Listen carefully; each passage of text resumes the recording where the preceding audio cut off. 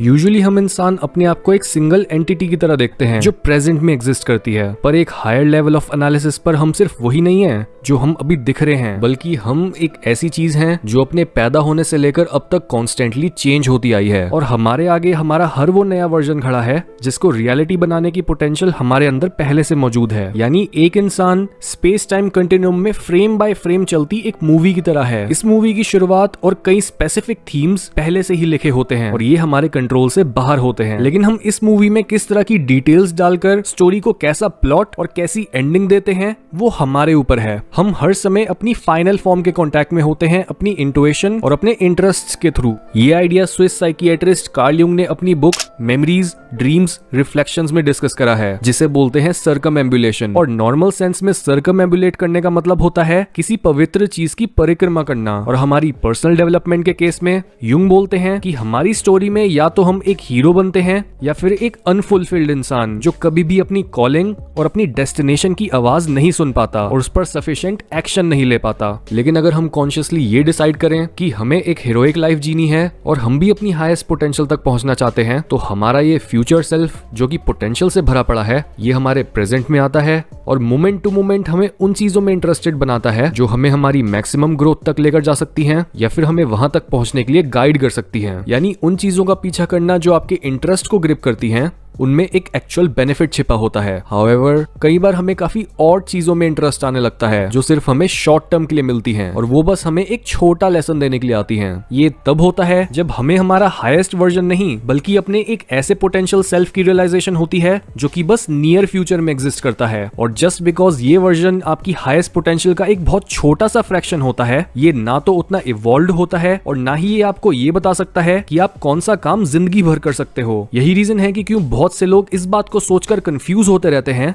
कि उन्हें लाइफ में क्या करना है, क्योंकि उनके पैशन तो हर अगले हफ्ते या महीनों बाद बदलते जाते हैं। बट इन बदलते हुए पैशंस और इंटरेस्ट्स को फॉलो करना ही हमारे ट्रू लाइफ पैथ का हिस्सा होता है। नाउ अगर हम इस नॉलेज को सर्कमएम्बुलेशन के आइडिया से रिलेट करें तो हमें ये समझ आता है कि हमारी लाइफ एक सर्कल या फिर एक स्पाइरल की तरह होती है जिसमें हम कंटिन्यूअसली एक पवित्र चीज को सर्कल करते हैं, और ये पवित्र चीज होती है हमारा हाईएस्ट वर्जन, यानी जो कुछ भी हम अभी भी बन सकते हैं। तो इसे सर्कल करने का मतलब है कि हम दुनिया के हर कोने में जाते हैं, अपने हर इंटरेस्ट को फॉलो करते हैं और इस प्रोसेस में फेथ रखते हैं, तो आखिर में हम इस सर्कल के सेंटर तक पहुंच पाते हैं। हम अपनी लाइफ सर्कुलर मोशन में एक्सपीरियंस करते हैं, जिसकी वजह से हम कई बार ये नोटिस भी करते हैं कि हमारी लाइफ में कई ऐसे थीम्स हैं जो बार बार रिपीट होते हैं, जस्ट बिकॉज हम हमेशा अपने आसपास सर्कल कर रहे होते हैं और अपने ट्रू सेल्फ के पास पहुंच रहे होते हैं। ये इंपॉर्टेंस होती है चलते रहने की और हमेशा कोशिश करते रहने की, ताकि जिस भूल भुलैया में आप फंसे हुए हो आप उसमें आगे बढ़ते बढ़ते और गलत रास्तों से टकराते हुए एंड में अपनी डेस्टिनेशन तक पहुंच जाओ। लेकिन वो लोग जो बहुत जल्दी हार मान जाते हैं या फिर डाउट करते रहते हैं कि अपने इंटरेस्ट को फॉलो करना एक सही चॉइस होगी या फिर नहीं, वो कभी भी उतना डिस्टेंस कवर ही नहीं कर पाते जिससे पहले वो अपने ट्रू सेल्फ के पास पहुंच सके और ये कंफर्म कर सकें कि हाँ वो हमेशा से सही पैथ पर ही थे और उन्हें बस हार ना मानकर चलते रहना था। और ऑब्वियसली इसमें कोई शक नहीं है कि आपके पहले कई डिसीजंस के गलत साबित होने के चांसेस बहुत ज्यादा हैं, पर आपके पास कभी भी इससे कोई बेटर ऑप्शन नहीं होता, क्योंकि अगर आप खाली बैठकर एक परफेक्ट अपॉर्चुनिटी या आइडिया का वेट करते रहे तो आप बस पागलों की तरह सर्कल के किसी रैंडम पॉइंट पर अटके रहोगे, अपना टाइम वेस्ट करते रहोगे और अपनी ट्रांसफॉर्मेशन के प्रोसेस को भी रोक दोगे। और इसी पॉइंट से ऐसे लोग एक डाउनवर्ड स्पाइरल में जाना शुरू कर देते हैं, जिसके बाद ये अपने लैक ऑफ एफर्ट,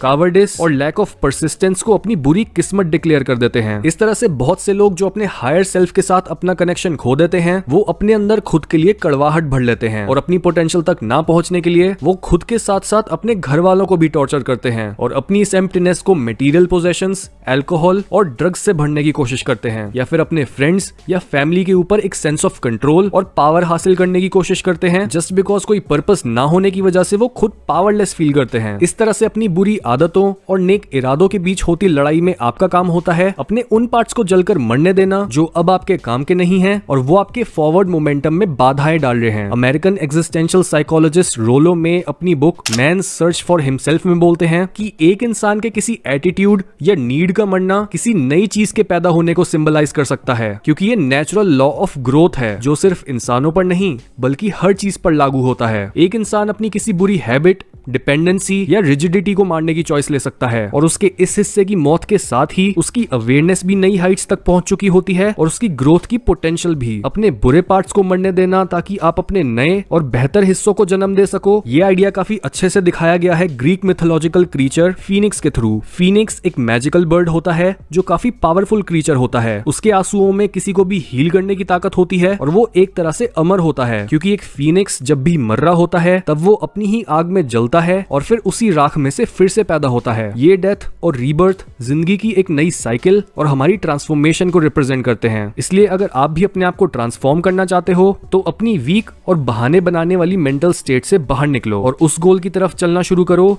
जो आपके लिए इंटरेस्टिंग और मीनिंगफुल है। अगर कुछ समय के बाद आपका इंटरेस्ट चेंज भी हो तो कोई बात नहीं, नए इंटरेस्ट को भी ट्राई करके देखो और अपने उन थॉट्स, बिलीफ्स या एक्शंस को जलकर मरने दो जो आपको पीछे खींचते हैं। और यही सबसे इफेक्टिव तरीका होता है सेल्फ ट्रांसफॉर्मेशन का।